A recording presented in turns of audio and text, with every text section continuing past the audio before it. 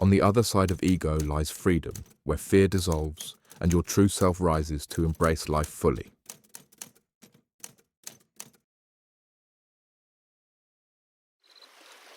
The Other Side of Ego, A Journey from Fear to Freedom. Written by Khalith Draven and published by Listen, Grow Sleep. Before we dive in, take a moment to hit that like button and subscribe, but only if you genuinely love the vibe here. Your support makes all the difference truly. I appreciate you all. Drop a comment below, letting me know where you're watching from and what time it is. It's always amazing to see this global community come together. Now, dim the lights, listen, grow, and sleep. Introduction: the moment everything changed. On the other side of ego lies freedom, where fear dissolves and your true self rises to embrace life fully. I don't care if you live or die. Words that cut deeper than any surgeon's scalpel. Words that, when spoken by someone you love, can shatter your entire perception of yourself. We all wear masks. We construct elaborate personas designed to project success, confidence, and control. We chase achievements, recognition, and status, believing these external validations will somehow fill the void within. But what happens when life strips away those masks? When illness, tragedy, or unexpected circumstances force us to confront who we truly are beneath the carefully crafted facade. This is not just another self-help book about letting go of ego. This is a raw, unfiltered journey through the darkest valleys of human experience and the unexpected moments of grace that illuminate our path to freedom. My journey began on February 24th, 2012, with a diagnosis that would change everything: late-stage throat cancer. 4 words that instantly divided my life into before and after. But the true revelation wasn't about mortality, it was about how I had been living all along. In the pages that follow, I invite you to walk alongside me as I navigate the terrain between fear and freedom, between the prison of ego and the liberation that comes when we finally let go. You'll meet the unexpected teachers who appeared when I needed them most. A homeless man named Douglas, a little girl in chemotherapy whose name I never learned, and the family I had been too busy to truly see. This is a story about dying to be seen while pushing everyone away. It's about the arrogance of success and the humility of suffering. Most importantly, it's about discovering that the most profound connections often come when we're at our most vulnerable, when we have nothing left to prove and nothing left to lose. The journey from fear to freedom isn't about eliminating ego, it's about transcending it. It's about finding the courage to step beyond the boundaries of self-importance into the vast, interconnected reality where true meaning resides.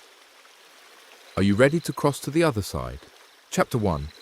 The Diagnosis. When your world stops spinning. I don't care if you live or die. The words hung in the air of our dining room, sharp and final. My daughter had pushed her chair away from the table, her face a storm of emotions I couldn't decipher. Hours earlier, a doctor had confirmed my worst fears: late-stage throat cancer. Now, as I sat trying to explain the procedures ahead to my family, my daughter's response cut through everything. There was yelling, doors slammed, and later that night, as I lay awake, a parade of justifications marched through my mind. Why can't she see what I have given her? What I have done for her? I had been a broadcast journalist, at one time a TV news anchor with a big show. I became a network reporter, then a foreign correspondent. We had travelled the world together, from the cold prairie provinces to the warmth of Sydney, Australia, where I covered Southeast Asia and the South Pacific. I had given her experiences most children could only dream of. But as I lay there, in the arrogance of my beliefs, a different truth began to emerge. One that was harder to face than any cancer diagnosis. I couldn't remember the last time I had hugged her and made her feel safe. I couldn't recall the last time I had told her how proud I was of her. I couldn't pinpoint when I had last said, "I love you." The realization hit me with crushing force. The cancer was a lot deeper than my throat. For decades, I had been building a life around external validation. The cameras, the recognition, the status, these were the currencies I valued. I measured my worth by my achievements and my importance by who knew my name. In pursuit of being somebody, I had become nobody to the people who mattered most. A few weeks later, I was in the hospital for what doctors call a radical neck dissection. They took a scalpel and cut me from the back of my right ear to below my Adam's apple, 12 inches long. They had to remove a golf ball-sized tumour. As I lay in recovery, praying to a God I didn't believe in, "Please be gone," the surgeon entered with news that crushed what little hope I had left. The cancer wasn't gone. I would need weeks of chemotherapy and radiation. In that moment, when I needed connection more than ever, when fear had hollowed me out completely, I made a decision that perfectly encapsulated the prison I had built for myself. I decided to go to chemotherapy and radiation alone. I denied my daughter and my wife the chance to hear me say, "I am so scared. Please come with me." I was dying to be close, but pushing them away and dying anyway. Each day after radiation, I couldn't bear to return home and face the four walls closing in around me, walls that reflected back the emptiness of the life I had constructed. Instead, I began wandering downtown areas, hoping to lose myself in the sea of humanity, praying that the distraction would quiet the rampant thoughts that my demise was just around the corner. It's said that when you're ready to learn, the teacher will appear. But I never expected that teacher would be a homeless man sitting on a piece of cardboard at a busy intersection. The first time I saw him, scruffy, with a little dog by his side and a sign that simply said, "Help," my thoughts were anything but compassionate. "How dare you? You should be up with a job. How dare you? You're not more of a victim than me. Look at me. I've got cancer. I could die. I've been with little kids in chemo. They're victims, not you." My ego, even in the face of my own mortality, was still desperately trying to maintain the hierarchy that kept me safely above others. If I could judge him, I could avoid confronting my own vulnerability. If I could dismiss his suffering as less legitimate than mine, perhaps I could preserve some sense of the control I was rapidly losing. But sometimes the universe has a way of bringing us exactly what we need, even when, especially when, it's the last thing we think we want. Chapter 2. Unexpected Teachers. Finding Wisdom in Unlikely Places. Over the next few days, I observed the homeless man as I walked back and forth, trying to lose myself in the crowd.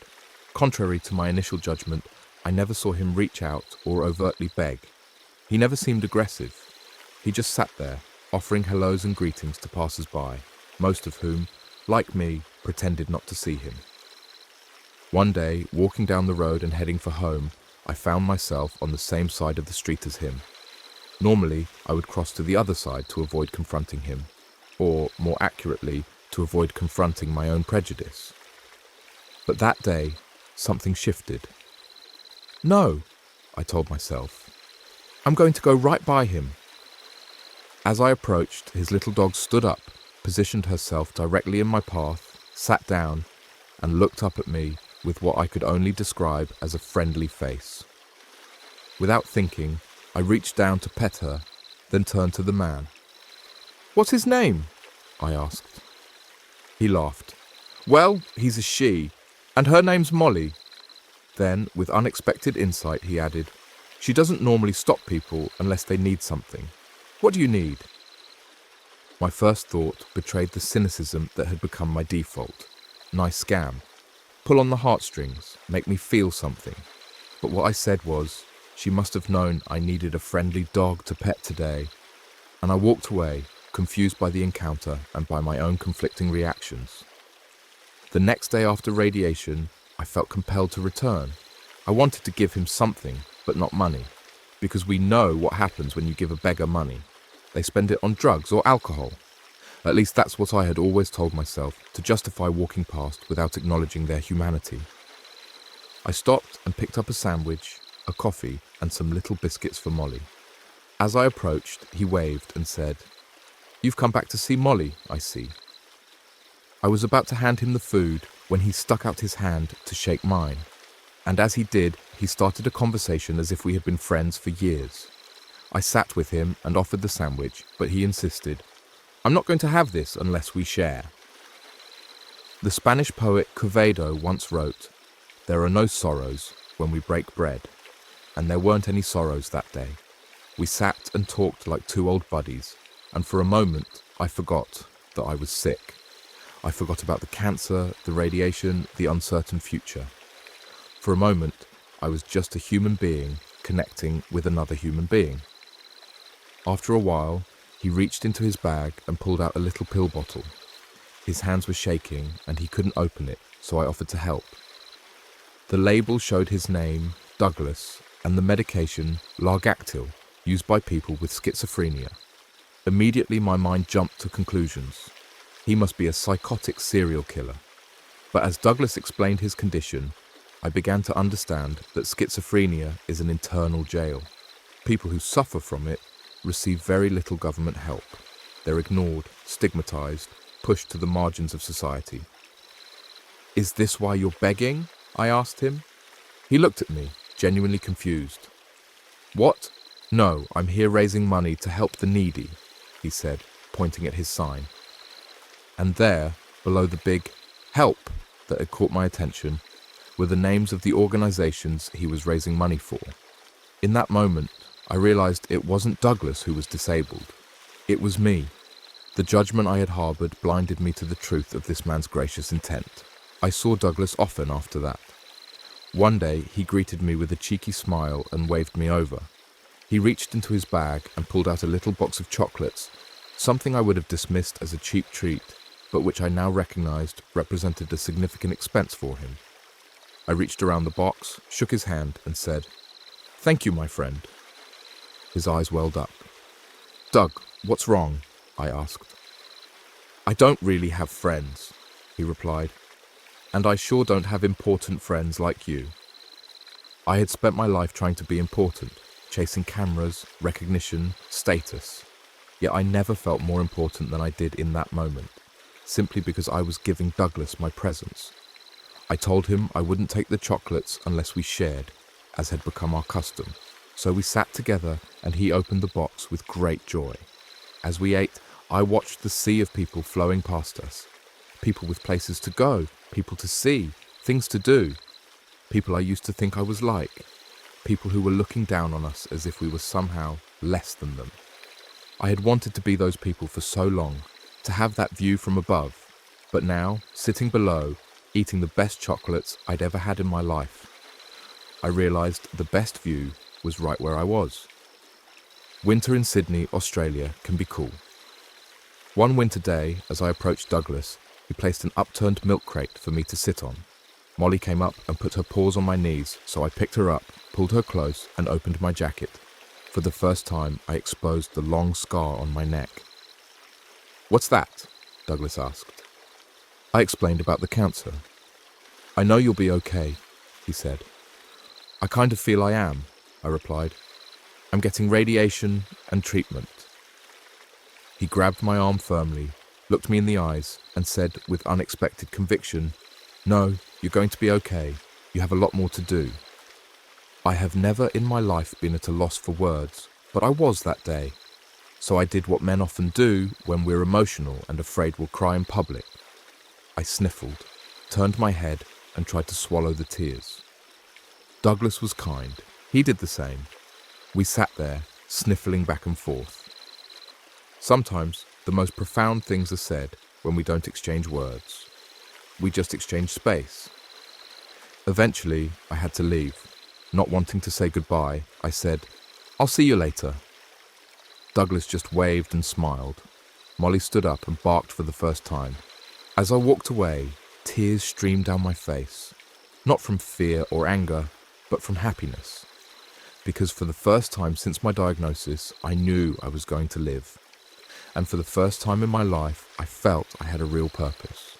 The next day, I had chemotherapy, and chemotherapy has a way of wiping all positivity out of you as poison drips slowly into your body. To make matters worse, there was a little girl sitting across from me, attended by a nurse. She wore a scarf to cover her bald head, her skin had a greenish tint, and she was combing the mane of a toy horse with a look of defeat that no child should ever wear. I didn't want to look at her, but I didn't want to look away either. Then, in a moment of what felt like madness, I remembered being a young boy her age, and how my best friend, Rob Austin, the class clown, would make faces. So I turned to the girl and made a silly face. She gave me a look that clearly said she thought I was strange. The logical response would have been to turn away and pretend it hadn't happened. But I've never claimed to be logical, so I did it again. This time, I saw her stomach start to roll, the movement traveling up to her chest. For a moment, I worried she might be ill, but then she started to laugh. A pure, uninhibited child's laugh that proved instantly contagious. I broke out laughing too. Nurses came in from other rooms, drawn by the sound, and they started laughing as well. In that moment, I knew Douglas was right. I did have a lot more to do. The next day, I returned downtown, eager to tell Douglas about my experience, but he wasn't there. I didn't think much of it at first, assuming it was just an anomaly. But day after day, week after week, he remained absent. I asked storekeepers if they had seen him. Most dismissed my concern. Bums just moved to better spots. I called agencies, but they cited privacy laws and couldn't tell me anything. At night, during the hours I had previously reserved for fears about my own mortality, I found myself thinking about Douglas instead. Had he been mugged, hospitalized, institutionalized? What about Molly? Had she been put in a shelter? Was she about to be euthanized? I wanted to tell Douglas about the little girl in chemotherapy, about how making her laugh had changed something fundamental inside me. I wanted to thank him for the wisdom he had shared, for the friendship he had offered when I needed it most. But I realized there was something I hadn't told him, something important about that day in chemotherapy. After we had laughed together, the little girl and I had to turn our chairs away from each other because every time we made eye contact, we started laughing again. The chemotherapy continued, and as it did, I became emotional and felt terrible. But I knew I couldn't leave that day, couldn't leave before her, without saying something important, something that might help her through her own journey. As my treatment finished, I walked over and squatted down in front of her, meeting her eye to eye. I must have looked awful, shaking, sweating, struggling to find the right words. But before I could speak, she looked at me with an empathetic expression that belonged on the face of a parent, not a child. She tilted her head slightly, then reached out with her free arm and placed her hand against my cheek to comfort me. In that moment, our roles reversed. I became the child, and she the comforter. I started to cry, and she gently wiped the tears from my face. Walking out of there that day was one of the hardest things I've ever done. As I looked back, she was just sitting there, combing her toy pony again. A couple of weeks later, during another chemotherapy session, I saw her nurse and mouthed, "Have you seen her? How is she?" The nurse came over and told me the little girl had passed away. God took the wrong one that day, I thought. The memory of that little girl, along with Douglas, stayed in my heart for a long time. Gradually, I came to realize that I wasn't so afraid of dying. I had been afraid my whole life of truly living. We can all die in just 1 minute. But we can all live a million amazing moments filled with passion, pain, love, angst, anger, anything we want. I had lived half a century avoiding negative emotions and trying to insulate myself against the poor, the needy, the desperate. I had surrounded myself with rich, famous, powerful people, believing that their proximity would grant me a kind of benign happiness. When I felt guilt about the homeless, I told myself I would help once I had more than I needed. But in my most desperate moment, 2 people I had spent a lifetime avoiding, a homeless man and a little girl, who I thought had so little to give, gave me so much. I did have a lot more to do, but that lot more wasn't about me saving other people. It was about me seeing other people, receiving what they had to offer, and in that exchange, giving them the power to heal others. It also started me on a course of redemption with my daughter. The same little girl who had once told me she didn't care if I lived or died is now studying to become an early childhood education teacher. She has a heart so big it amazes me daily. When I told her about sharing my story publicly, she said something that healed the last wounded part of me. "Daddy, I'm so proud of you. You're going to do really good. And Daddy, I love you."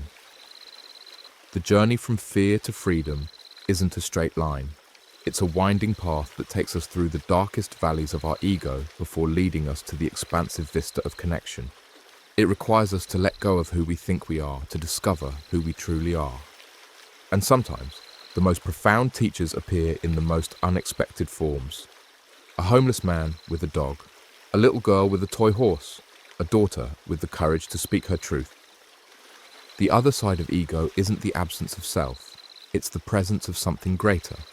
It's the recognition that our true importance lies not in what we achieve or acquire, but in how fully we connect, how deeply we love, and how completely we show up for one another. This is just the beginning of the journey. In the chapters that follow, we'll explore the practical steps to moving beyond ego, the science behind our attachment to self-importance, and the transformative power of vulnerability. We'll learn how to recognize the masks we wear, the stories we tell ourselves, and the fears that keep us trapped in patterns of disconnection. But for now, I invite you to sit with this question. What might be possible if you let go of who you think you're supposed to be and embraced who you truly are? The answer awaits on the other side. Chapter 3, The Prison of Perception, How Ego Shapes Our Reality. Have you ever noticed how we tend to see the world not as it is, but as we are? When I first saw Douglas sitting on that street corner, I didn't see a human being. I saw a category, homeless, filtered through the lens of my own prejudice and fear. I saw someone who threatened my carefully constructed worldview, someone whose very existence challenged the narrative I had built about success, worth, and dignity. This is the prison of perception the ego creates. It's a prison with walls made of judgment, comparison, and separation. A prison so familiar that most of us don't even realize we're living in it. The ego, that part of us that identifies as a separate self, distinct and often superior to others, is not inherently bad. It serves an evolutionary purpose, helping us navigate the world and protect ourselves from harm. But when it becomes the dominant force in our lives, when we mistake its limited perspective for the whole truth, we find ourselves trapped in a reality of our own making. My ego had constructed a world where worth was measured by achievement, where status determined value, where the opinions of others mattered more than my own inner knowing. It had built a fortress designed to protect me from vulnerability, but in doing so, it had also walled me off from authentic connection. The diagnosis of cancer was the first crack in that fortress. Suddenly, all the accolades, all the recognition, all the external markers of success that I had accumulated meant nothing in the face of my mortality. The ego's illusion of control was shattered, leaving me exposed and afraid. But it wasn't until I met Douglas and that little girl in chemotherapy that I began to understand the true nature of the prison I had built for myself. They showed me, through their simple presence and authenticity, that there was another way of being in the world, one not defined by achievement or status, but by the quality of our connections and the depth of our humanity. Douglas, with his mental illness and his life on the streets, should have been the epitome of failure according to the metrics by which I had always measured worth. Yet he possessed a generosity of spirit, a capacity for joy, and a clarity of purpose that put my own life to shame. He wasn't raising money for himself, he was raising it for others. He wasn't focused on what he lacked, he was sharing what he had. And that little girl, facing her own mortality with a courage I could only aspire to, showed me what true strength looks like.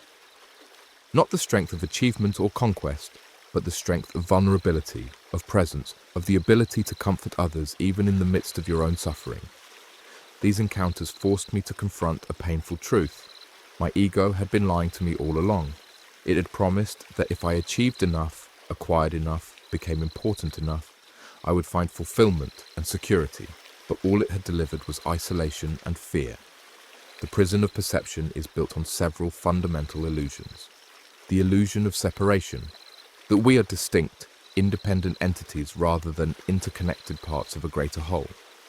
The illusion of scarcity, that there isn't enough, love, recognition, resources to go around, so we must compete rather than collaborate. The illusion of control, that if we just plan carefully enough, work hard enough, protect ourselves thoroughly enough, we can avoid suffering and secure our happiness.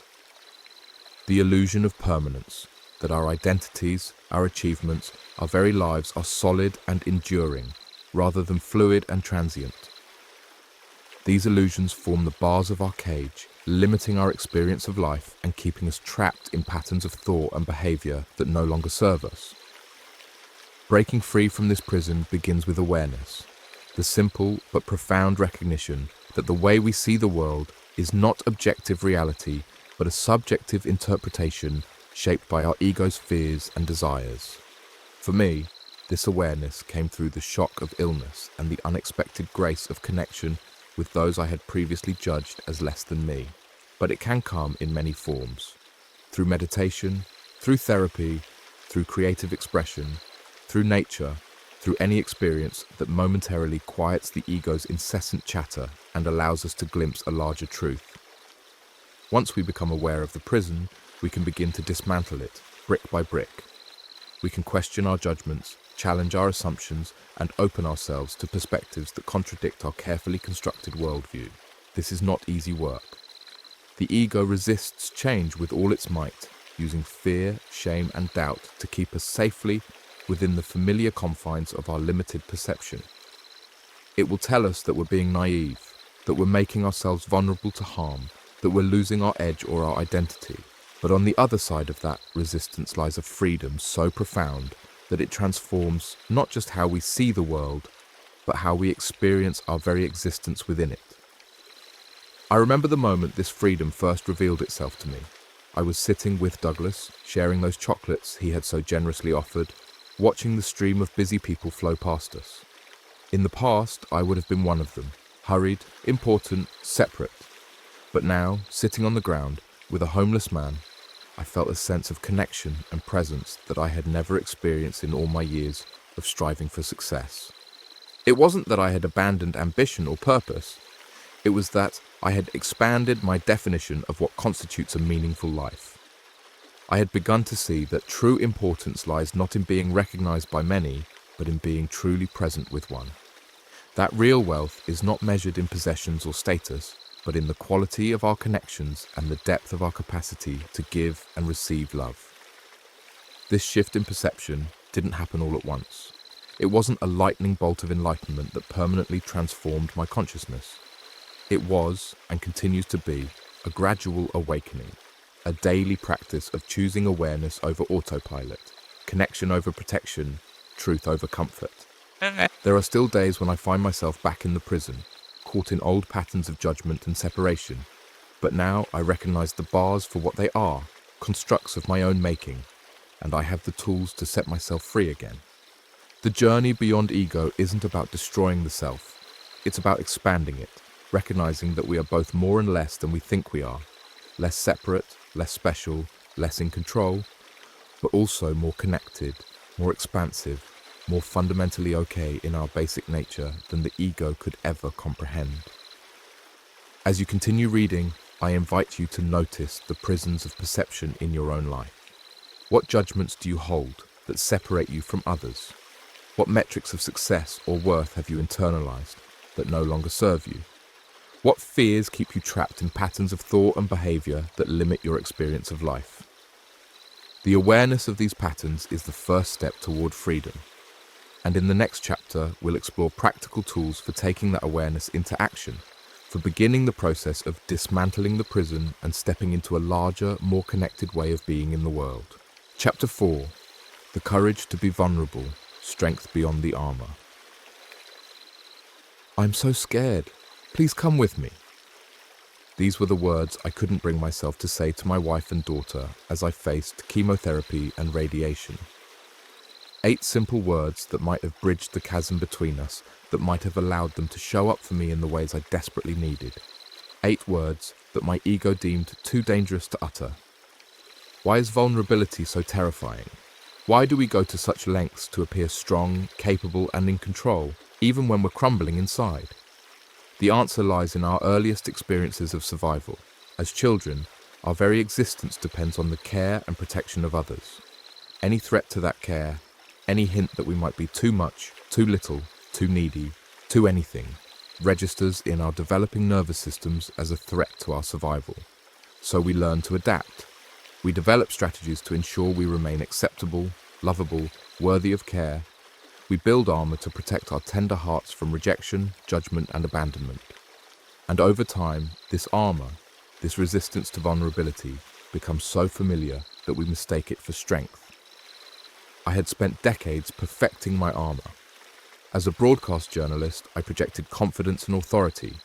I asked the hard questions, exposed the truth, held the powerful accountable. But I never turned that same unflinching gaze inward. I never questioned the narrative I had constructed about my own life, my own worth, my own definition of success. My armor was made of achievement, status, and control. It was polished to a high shine with accolades and recognition. It kept me safe from the messiness of authentic connection, from the risk of being seen in all my imperfect humanity, until cancer stripped it away. Suddenly, I was no longer the capable, successful man who had everything under control. I was scared, sick, mortal. The armor that had served me so well in the world of achievement and status was useless against the reality of my diagnosis. Worse, it was now actively preventing me from receiving the very thing I needed most, genuine connection. This is the paradox of vulnerability. What we resist most desperately is often what we need most deeply. The very exposure we fear, the revelation of our authentic needs, fears, and limitations, is the doorway to the connection our souls crave. Brené Brown, whose research on vulnerability has transformed our understanding of human connection, puts it this way: vulnerability is not winning or losing. It's having the courage to show up and be seen when we have no control over the outcome. I had spent my life trying to control outcomes, to ensure success, to avoid failure, to manage perceptions. And in doing so, I had missed countless opportunities for genuine connection, for the kind of seeing and being seen that nourishes the human spirit. Douglas, with his mental illness and his life on the streets, had no armor left. Society had stripped it away, leaving him exposed in ways I had always feared. Yet in that exposure, he had discovered a freedom I had never known, the freedom to offer genuine connection without agenda or pretense. The little girl in chemotherapy, too young to have fully developed the sophisticated armor adults wear, showed me what raw courage looks like. Not the false courage of pretending to be invulnerable, but the true courage of meeting life exactly as it is, with an open heart. These unexpected teachers showed me that true strength lies not in the absence of vulnerability, but in the willingness to embrace it. Not in the denial of our fears and limitations, but in the courage to acknowledge them and reach out for connection anyway.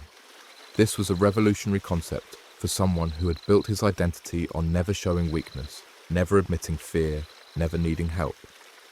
But as I began to experiment with small acts of vulnerability, sharing my fears with Douglas, making silly faces with the little girl, eventually reaching out to my wife and daughter, I discovered something astonishing. Vulnerability, offered in the context of authentic connection, doesn't diminish us. It expands us.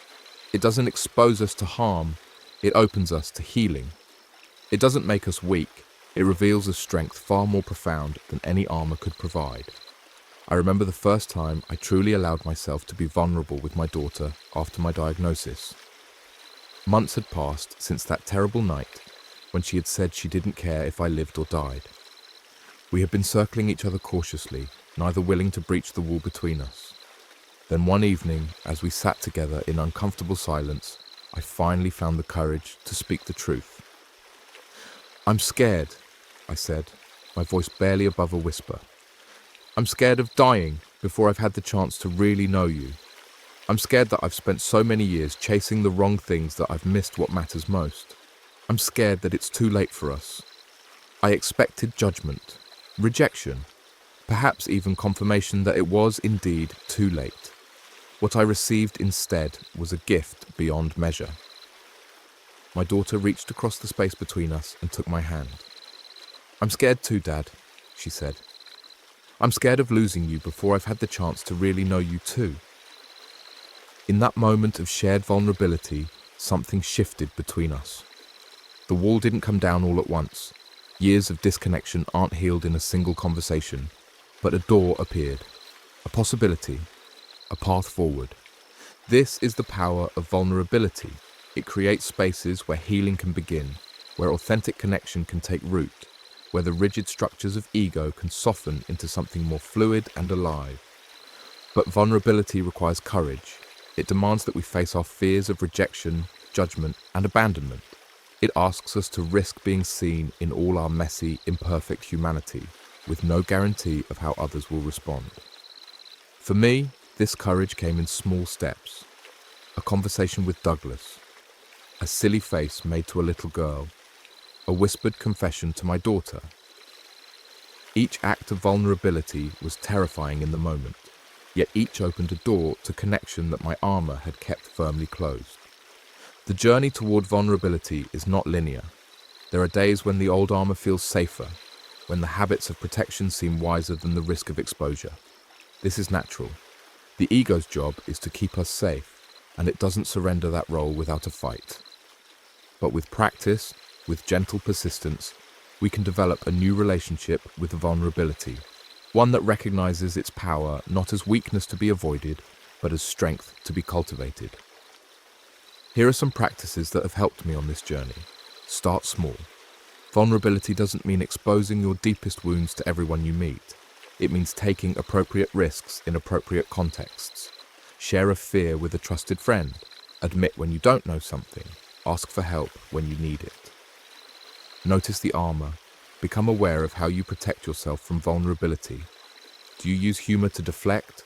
Perfectionism to prevent criticism? Achievement to prove your worth? Busyness to avoid intimacy? The more conscious you become of your armor, the more choice you have about when to wear it and when to set it aside. Distinguish between vulnerability and oversharing. True vulnerability emerges from self-awareness and intentionality. It's not about dumping unprocessed emotions on others or using disclosure as a way to avoid genuine intimacy. It's about showing up authentically, with boundaries intact. Practice self-compassion. The fear of vulnerability often stems from harsh self-judgment. If we believe our authentic selves are fundamentally unworthy or unlovable, exposure feels life-threatening. Learning to treat ourselves with the same kindness we would offer a good friend creates the internal safety that makes vulnerability possible. Seek out fellow travelers. Surround yourself with people who value authenticity over perfection, connection over impression management.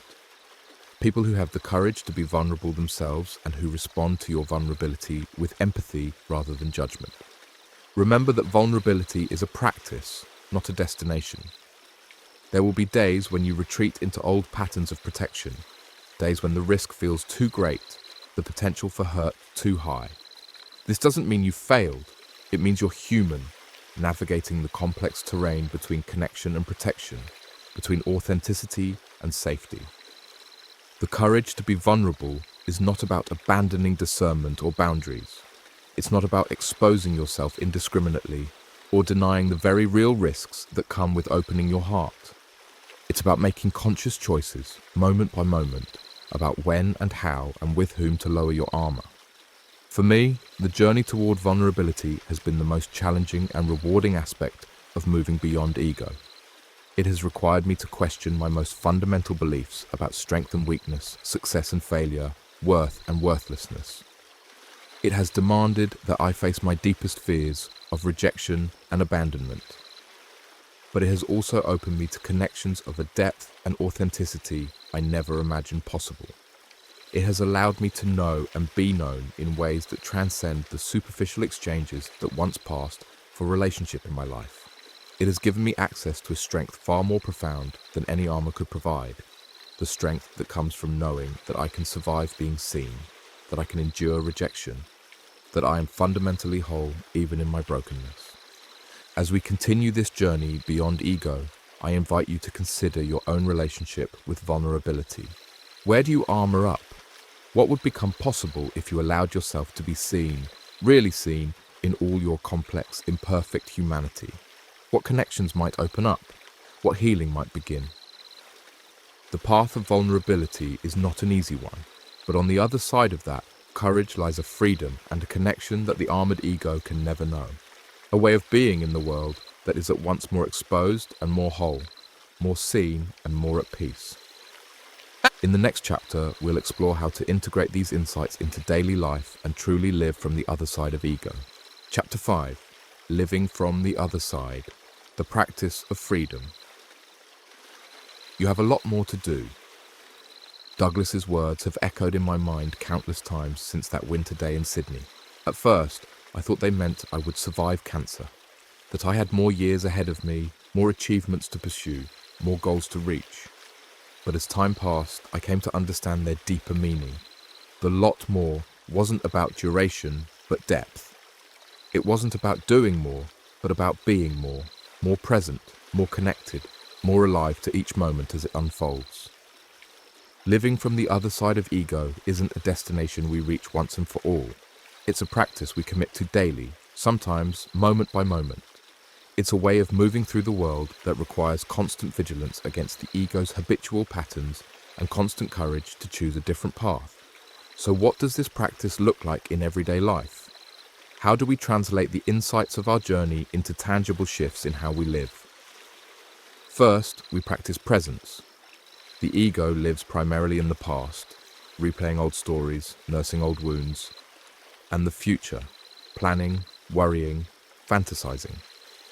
But life, real life, happens only in the present moment. When we anchor ourselves in the now, we step outside the ego's time-bound narrative and into the fullness of our experience. For me, this practice began with simple awareness of my breath. In moments of stress or disconnection, I would pause and feel the sensation of air moving in and out of my body. This small act would bring me back to the present, back to my physical reality, back to what was actually happening rather than what my ego was telling me was happening. Over time, this practice expanded to include all my senses.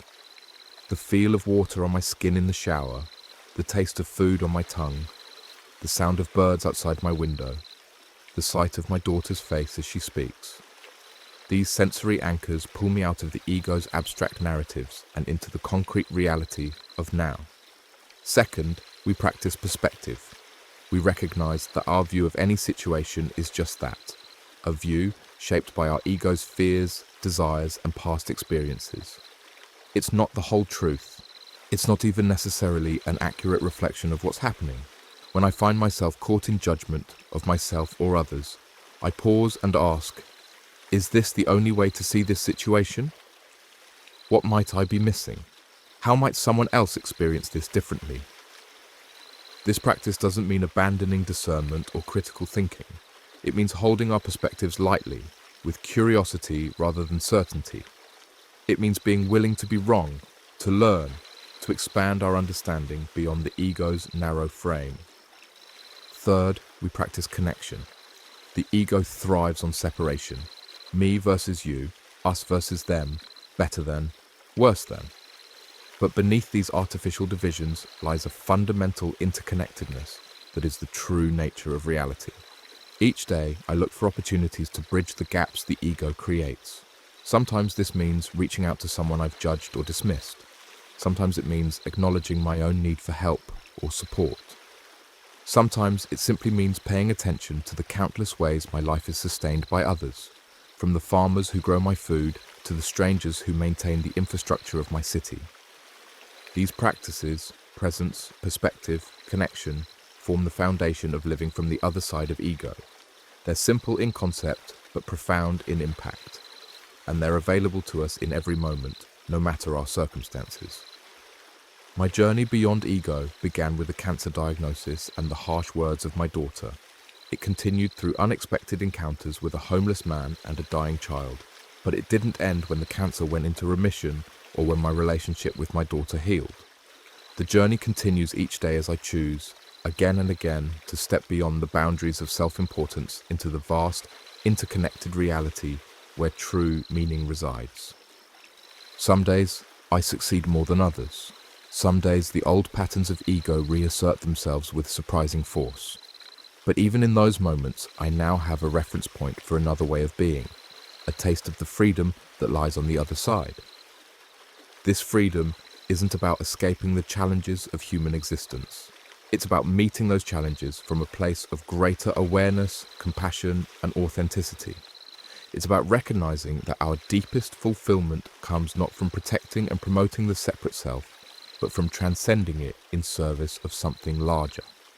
As our journey together comes to a close, I invite you to consider what living from the other side of ego might look like in your own life. What old stories might you need to question? What armor might you need to soften? What connections might be waiting on the other side of your carefully constructed walls? The path beyond ego is not always easy. It requires us to face our deepest fears, to question our most cherished beliefs, to risk the vulnerability we've spent a lifetime avoiding. But on the other side of that courage lies a freedom so profound that it transforms not just how we see the world, but how we experience our very existence within it. Douglas was right. I did have a lot more to do, and so do you. The journey from fear to freedom awaits. The door is open. Will you step through?